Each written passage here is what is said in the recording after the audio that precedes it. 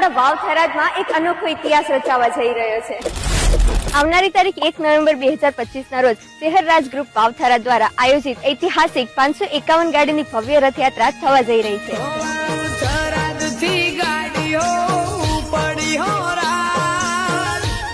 થરાદ શહેર માતાજીના કુવેથી મરતુલી શહેર માતાજીના મંદિર સુધી લાઈવ ડીજે, ફુવાજી અને ભક્તિભાવ સાથે નીકળશે આ મહાયાત્રા।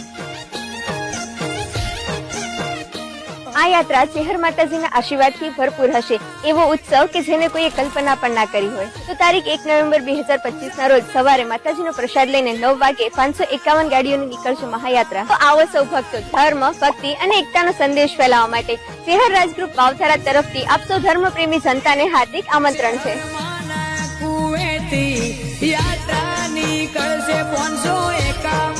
ગાડીઓ થરાદથી મરતોલી